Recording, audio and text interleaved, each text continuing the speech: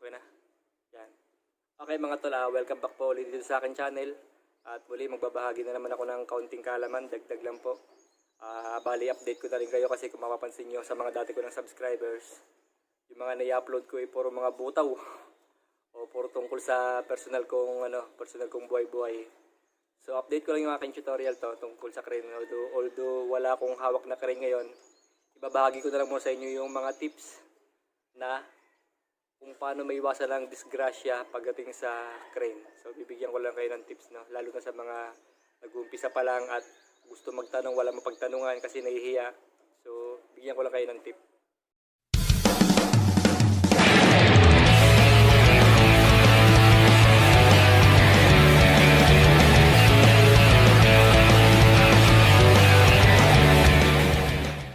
Okay mga tol, sa video to, bibigyan ko lang kayo ng konting tips at advice sa pag-operate ng crane para maiwasan natin yung disgrasya.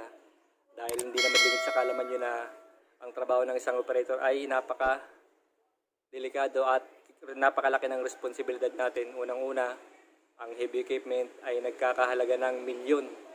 At pag nakadisgrasya po tayo, milyon din ang nagiging damage. At kung nagawa mo naman yung trabaho mo ng maayos, milyon din ang ibinabayad ng kliyente. So, ganun po ang responsibilidad ng crane operator. Hindi lang basta buhay ng nakapaligid sa atin. Siyempre, involved pa rin dito yung pera. Yan. Hindi lang basta pera, nagkakahalaga ng milyon. Tapos, ang sahod lang ng iba sa atin ay kakarampot lang. Siyempre, unang tip, hindi nawawala laging sinasabi ng mga mentor natin, ng mga nagtuturo sa atin, ay inspection. Huwag natin kakalimutan lagi mag-inspection. Gawin natin siyang habit, as in araw-araw natin in-inspection. Lalo na kung may kapalitan ka, bago i-turn over sa'yo, kailangan na inspection mo pa rin yung crane. Paano tayo nag-inspection? Siyempre, umpisa natin sa tinatawag nilang blow up. Yun nga yung madalas niyang naririnig na tinatawag nilang battery, light, oil, water, fuel, air, filter. Kasama na yung inspection natin yan, daily yun. Tapos yung pag-check ng langis, hindi basta yung pagtusok mo lang, titignan mo yung itsura ng langis, hindi po ganoon ang tamang pag-check ng langis. Ang tamang pag-check po ng langis ay 2 beses po sinusundot. Unang sundot, paghugot mo, lilinisan mo muna yung pinaka-gauge niya, yung stick. E di malinis na, itutusok mo ulit at babad mo mga ilang seconds, mga 3 seconds. Pag bunot mo, ayun na po yung tunay na level niya. Doon mo makikita yung tunay na level ng langis kung short ka na sa langis o sobra-sobra. Mas mainam ng kulang ng kaunti kaysa sumobra ang dami ng langis natin kasi mag-overflow po yun. May tendency na masira yung mga natin, yung mga tawag dito. Mga oil sealed.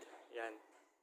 At dagdag ko na rin, bago po natin checkin yung langis, syempre, huwag nyo munang i-start. Kailangan hindi pa naka-start yung makina ng unit natin o nung crane. Kasi pag in-start mo yan, sasabog na yung langis sa makina.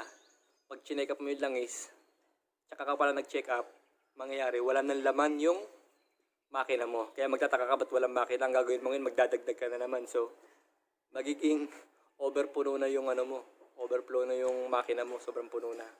At isama na po natin yung tinatawag na mesh. Ano po yung mesh? Yun po yung sinasabing mechanical, electrical, structural at saka hydraulic na check-up. So, pag sabi mechanical, yung panlabas na muna na inspection. Kumbaga magbo-walk around tayo. Ikutan mo yung crane isang beses o makailang beses kaya basta ikutan mo lang siya. Kung may makita kang kakaiba, siguro kung kailangan pa inspection o kailangan may repair, halimbawa ng mga tagas-tagas na langis, pag ikot mo may nakita kang tumatagas na ilalim, yun po. O kaya yung papansin mo na yung ribbing ng kable mo nagbuhol-buhol kasi masyado kang kumpiyansa, di mo alam. Pag turnover sa'yo, yung kable pala buhol-buhol. Ang mangyayari, ginamit mo ng buhol, ikaw na ngayon ang mapagbibintangan na nakabuhol ng kable. So yun po yung tinatawag na walk-around inspection. At yung structural, tignan mo ko yung paiikutan ng crane mo lalo na kung ang nag-ooperate ka sa isang masikip na lugar. Halimbawa may tatamaan kang yero o kabilya, kailangan yung perimeter ng crane mo walang tatamaan. Although masikip, masikip. Sipatin mo maigi kung ano yung mga tatamaan. Yan. Syempre huwag natin masyado iasa sa mga rigger natin, no? Kasi minsan may mga rigger talaga na, ano, na di ba, no, kung walang pakialam o ano eh. Yun nga, huwag natin masyadong iasa sa kanila. Magsariling sikap tayo na pag-inspection, huwag natin pagkatiwala lahat. Although napagkakatiwala natin yung rigger, kumbaga double ano pa rin tayo. Double check up, walk around. At sa electrical, yung kung may masasabitan ka mga kuryente na hindi napapansin, minsan hindi rin napapansin kasi nung rigger yan, pag nakaikot ka na, nakapokus kasi yung mga rigger sa harapan. Sa harapan mo lang, magkaharap lang kayo. Nawawala sa isip ng rigger yung mga nasa likuran na tatama mo sa likod. So yun, iwasan po natin yung mga electrical. Ang minimum na distansya po ng electrical kung doon nagkakamali, 3 meters po. Yung basta may nakita kayong live na kuryente, 3 meters po ang distansya niyan. So huwag po tayo masyadong lalapit dahil may tendency na pag humangin, tamaan yung kable mo. At pag nagkaroon ng shortage, yung kable mo pwedeng pumutok. Yun, magkaroon ng tama, yung malulusaw yung kable mo, na pwede maging cause ng damage. Pwede maputulan ka ng kable, ganyan. At sa hydraulic, yun nga, hydraulic, makapansin nyo kung pag nag-operate ka kasi may mararamdaman kakaiba eh. Parang nanggigigil yung crane na todo naman yung accelerator mo, pero parang hirap siya mag-extend. So minsan, di natin na baka mamaya kulang na pala yung hydraulic mo. So paano mag-check up ng hydraulic? Pag nag-check tayo ng hydraulic mga tol, dapat yan, lahat ng cylinder mo nakasara. Yung cylinder, andun yung yung outrigger, kailangan lahat yan naka-retract. Outrigger jack, naka-retract, outrigger beam, naka-retract. Yung boom mo, kailangan full boom down sagad, naka-retract. Naka-full boom down, tsaka yung boom mo, nakapasok lahat. Talagang walang nakalabas sa cylinder. So doon mo nga titignan yung tangke mo, kung makikita mo na, ang minimum niya ay level 0. Mas mainam na lagpas ng konti, at yung minimum niya is level 0, may makita kayo sa gauge ng hydraulic na container.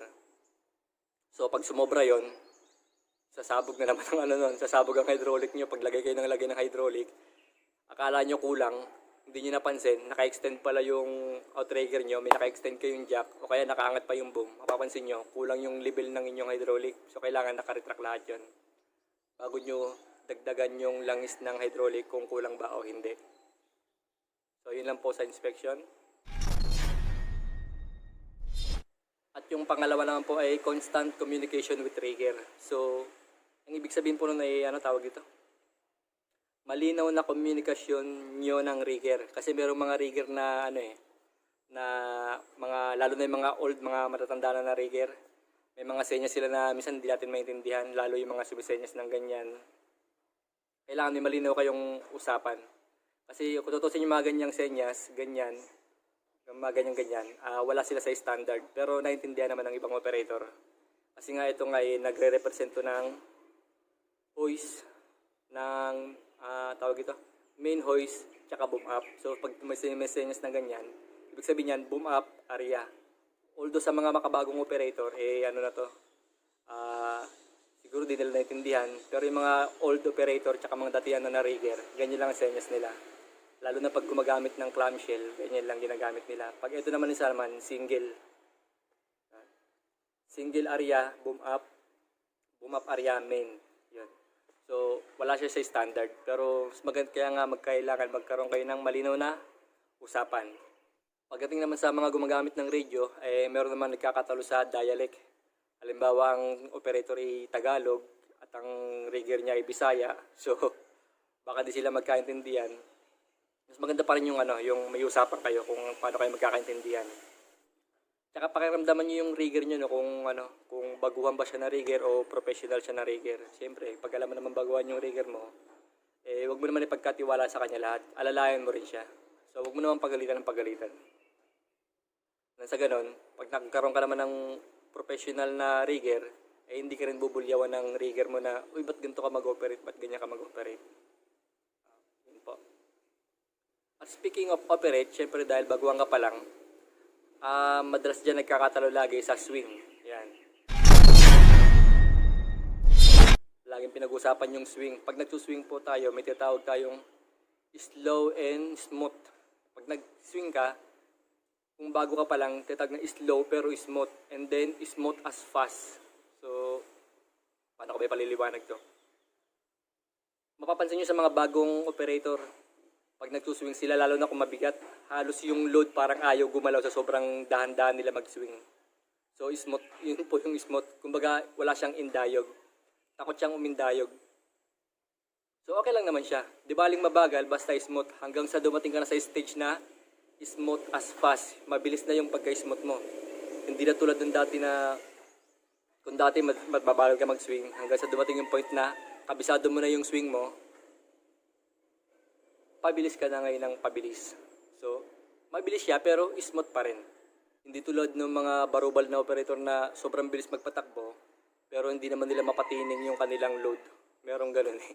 Yung nagpipiling professional agad. So, mali po yun. Mas okay lang po maging feeling professional. Tama naman siya eh. Kailangan maging professional ka sa trabaho mo. Pero iba yung confidence sa hambog.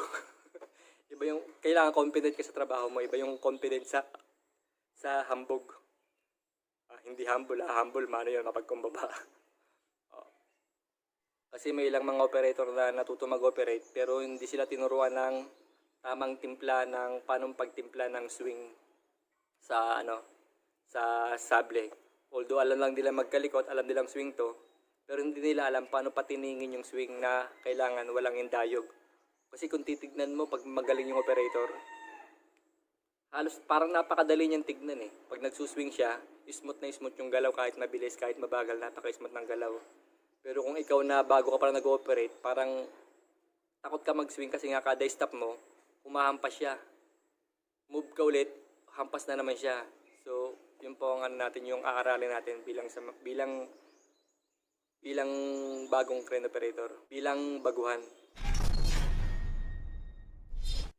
Sunod po ay never override the crane. So, wag po natin babaliwalain yung mga computer na nag-indicate ng error.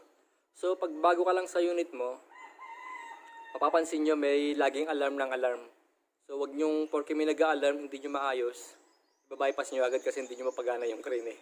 So, baka di nyo alam na kaya siya nag-error kasi hindi pala naka-full extend yung outrigger mo na isa, o kaya hindi pala siya naka-jack, o kaya naka-2 block ka na pala, binypass mo, tapos pagbira mo, yun na, 2 block ka na lalo. So, pag may error yung computer, ang gawin natin, patayin ulit natin. Magbalik po tayo sa umpisa.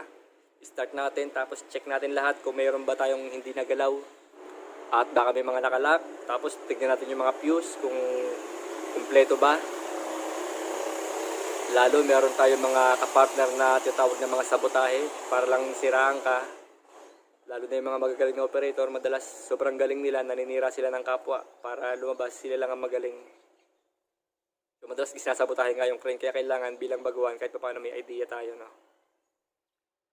Kasi minsan pag nagtanong ka pa sa operator na gusto kang siraan, nagtanong ka, tol, paano ba to? Hindi mo alam yan? Kaya ka nga nagtanong kasi di mo alam eh. So, yun po. Yun po. Ibig sabihin nun, parang sinisiraan na kayo nun. Yan. Naligaw tuloy ako. Patayin mo ulit yung makina, tapos start mo ulit. Hanapin mo ngayon yung error kung saan yung tumutunog-tunog na yun. Sa paghahanap po ng error, kailangan patayin mo ulit, tapos balik po ulit tayo sa umpisa. So, start po natin. Sa pag-start pala, lalo na sa mga automatic at saka computerized na crane tulad ng mga Raptorin, kailangan pag in-start, i-on mo muna siya. Huwag mo siyang isasagad ng start. Yung huwag mo nang ganon. Kailangan i-on mo muna yung susi. Tapos buksan mo lahat. Hayaan mo magbukas lahat ng indicator. Bubukas yung computer, bubukas yung dashboard. Siguro mga 5 seconds o 5 to 10 seconds. Hayaan mo na siya nakahang. Tsaka mo siya i-start. Yun po ang magandang technique sa pag-start ng crane. Kasi mangyayari, pag ini-start natin basta-basta ang crane, kahit sa mga sasakyan, kahit sa mga kotse, yan ang may nagbigay sa akin ng tip na yan, nakalimutan ko ng pangalan. Pag-start niyan, kasi ang mangyayari, may tendency na maging hard start siya. Sa pagdating ng panahon, magiging hard starting na siya. So maraming crane na gano'n na hard starting. Pag in-start mo siya, inaabot ka ng 5 seconds na hindi ka agad nag-i-start. So yun po ang nagiging cost nun. Kaya kailangan, bago natin i-start yung crane, i-on mo lang muna yung battery at Hayaan mo lang siya naka-open yung mga indicator, mga ilaw, computer, bago natin tuluyang i-start. So sa ganon, may kita mo kung ano yung error. Minsan may gugulat ka. Pag hindi umilaw sa dashboard, halimbawa hindi umilaw sa dashboard yung battery, ibig sabihin may problema yung battery. Pag yung alternator, may problema. Pag hindi umilaw yung mga ilaw-ilaw, ibig sabihin may problema yung ilaw. Kasi kailangan iilaw yun eh, pag nakapatay ang makina eh. Ay, ang nakaunang susi eh. So pag in-start mo na, dahan-dahan silang mawawala. Mawawala na yung ilaw ng battery, mawawala na yung ilaw ng hangin. Kung may hangin ka ha. Pero pag wala kang hangin, yun nga, di ba iilaw siya. So yun po.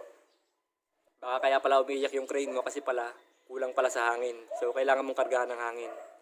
So ang standard na karga ng hangin ay nag-uumpisa sa 6 to 7. 6 to madalas 9, 6, 7, 8, 9. 7 pwede na yun eh. 6, 7, 8, 9 ang karga ng hangin standard. At sumunod, syempre check the ground condition. Huwag natin kakalimutan lagi, lalo na kung bago pa lang yung project na ginagawa nyo, wala pang konkretong sahig, wala pang semento. Syempre puro lupa yun. Madalas puro tambak. Huwag natin kakalimutan lagi yung outrigger pad. So, pag nag-aayos ang outrigger pad, huwag nyo iasa sa rigger nyo yung ano nung kailangan kasi sa pad, kailangan pantay na pantay siya lagi. Ako mga tol, ako tutusin, pag nakita ko yung rigger ko na ang platform ng outrigger ko, konting tabingi, hindi ako pumapayag. Gusto ko talaga pantay na pantay. Kasi pag mangyayari niyan, kahit ikaw tumayo ka na nakapiko yung paa mo di ba parang hirap pa ang hirap tumayo ng balance. Kailangan talaga yung outrigger mo, yung outrigger pad mo, kailangan talaga flat yan, hindi pwedeng bingkong. Kasi mintres na pressure yan, pwedeng pumutok yung pinaka-tornilyo niya o masira yung outrigger pad mo. Ay, diba yung tendency nun? Tapos syempre yung kung yung ground condition, kung malambot ba siya. Pag malambot ang lupa, syempre kailangan mo ng mas malapad na outrigger. Although konkreto yung inaapakan natin, kailangan pa rin talaga mag-outrigger. Outrigger pad. So, outrigger pad. At ito po may papakita akong isang video sa inyo. Pansinin nyo kung ano yung naging mali ng mga operator.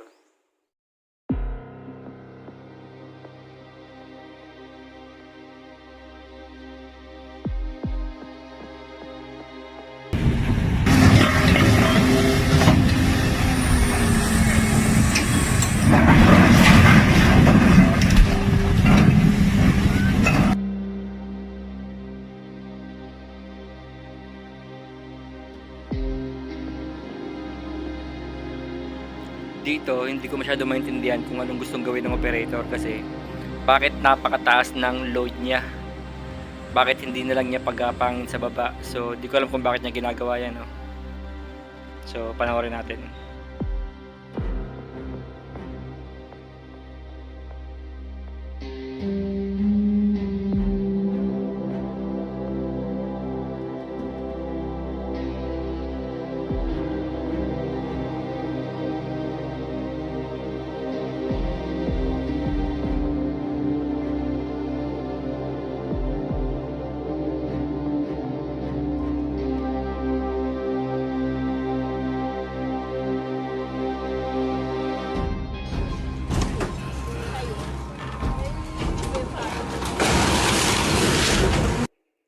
Yun nga, kung mapapansin nyo sa video, kahit sa ang video, mapapansin nyo pagdating sa mga critical lifting, ang madalas nagiging aksidente talaga sa crane ay tumba o tuwad.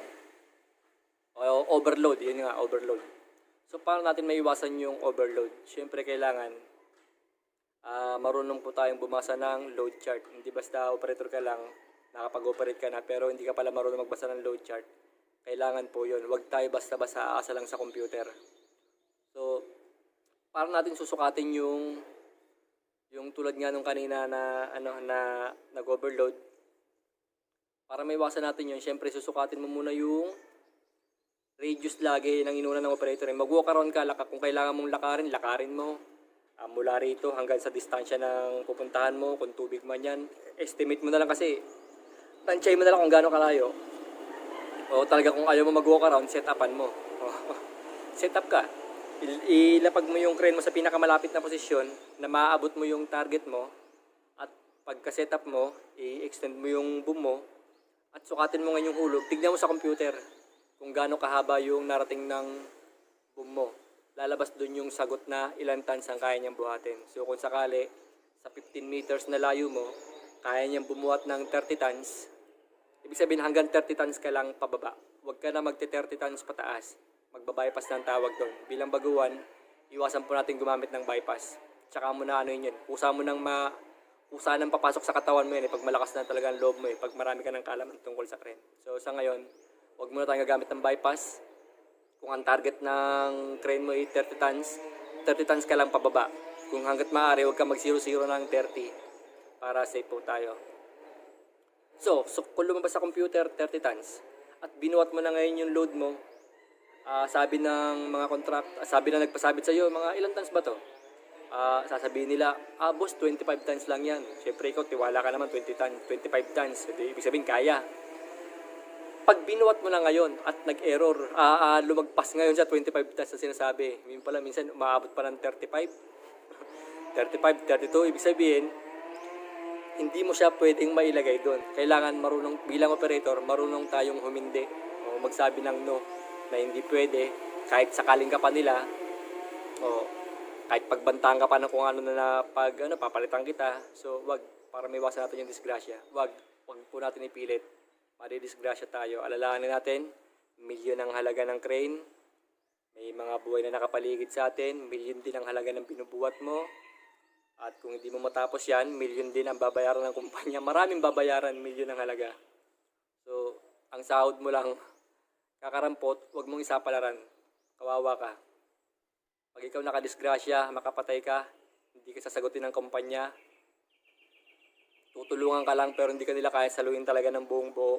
Tutulungan ka lang ng kumpanya pero hindi 100% na tulong yon. Kumbaga, suporta lang yon na mabawasan yung atraso mo, tulad ng mga ibang kasama natin na yan nangyayari sa Alabang.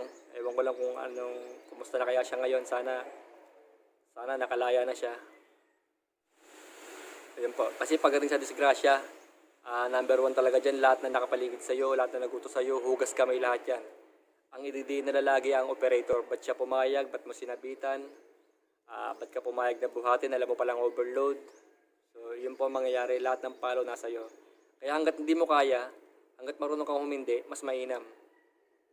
So, kung merong isang operator dyan na pumapel na, ako kaya ko, di bigay mo sa kanya. Sa'yo na. Ikaw na magaling. Basta ako, aminin mo sa sarili mo na hindi ko kaya. Hanggang doon lang tayo. Ngayon, kung talagang siya may malakas ang loob niya, di bigay mo sa kanya susi. Ikaw ang magbuhat. So, abserto ka na. Kung magawa niya ng maayos ang trabaho, thank you. Di ba? Salamat. Naisalba ka niya. Salamat. Huwag na tayo makikipagkompetensya. Yan. At sa ngayon, hanggang doon lang po muna ang advice na ibibigay ko sa inyo. So kung naghahanap po kayo ng ibang advice, meron po tayong ibang kasamahan dyan na nagtuturo rin tungkol sa crane. Andyan po sila Mark Salak, sila Bray TV. Marami po tayong ibang tropa dyan. So sa Facebook page natin, Pinoy Crane Operator. Marami kayong makukuhang tips doon, advice na mga galing sa mga crane operator natin. Huwag kayong mahihiya magtanong. Kasi pagdating dito sa heavy equipment industry o crane operator, para tayo isa ditong maliit na kapatiran, para tayong brotherhood dito. So walang ibang magtutulungan dito, kundi tayo rin lang. At kung may nagsisiraan man, bala sila sa buhay nila, hindi nila ikayayaman yun. So yun nga po, tayo rin na magtutulungan dito. Kasi ang isa lang naman ang goal natin bilang crane industry, isa lang naman talaga ang goal natin lahat ang makapagtrabaho ng ligtas, wala napapahamak at makapag-uwi ng pera sa ating pamilya sa pag-uwi natin. At yun po ang goal natin lahat. So sana iwasan dito yung siraan, payabangan, hindi kasali yun, hindi kapatiran ang tawag doon. So ang tunay na kapatiran, pag nakita mo yung kasama mo na nahihirapan, kailangan niya ng tulong, andito kami. Andyan yung mga tropa natin, handang tumulong sa inyo at magbigay ng advice. Ito, panonoorin nyo na lang kung gusto nyo, yung mga naggugustong mag-aral ng schooling, okay, mag-aral kayo ng schooling, pero the best na schooling is research. Mag-research lang po tayo, walang bayad. Manood ka lang ng YouTube, walang imposible sa YouTube. Kung gusto mo matuto magluto, manood ka lang ng YouTube. Kung gusto mo matuto magkarpintero, manood ka ng YouTube. Lahat ngayon, sa panahon ngayon, wala nang imposible. Kung hindi ka man nakapag-aral, manood ka lang ng YouTube, matututo ka. Hindi man sa actual, pero yung idea mo, ando na. Yung kaalaman mo, ando na. Hindi na matatanggal yan. So, yun yung sinasabing walang bayad dito sa YouTube. Tapos sali ka sa mga grupo, di ba? Magtanong-tanong ka lang. So, tapos dagdagan mo na syempre ng lakas ng loob at i-apply mo na ngayon sa sarili mo. So, kung umabot ka hanggang dito sa video, sa dulo ng video ko, maraming salamat sa iyo, tol. Ayan. Nakuha ko yung salitang tol kay Bri TV. Kasi yung mga viewers niya, tinatawag niyan tol. Kasi tawag ko dati sa mga viewers ko, sir. Yan. So, natuto ko kay Bri TV. So, masarap sa pakiramdam pag tinatawag kang tol. So, kung crane operator ka na ngayon, welcome to crane industry. At balang araw magkikita rin tayo. Kung sakaling sa panahon na ako naman ay tulungan mo, tutulungan din kita, magtulungan lang po tayo dito. So, see you on my next video.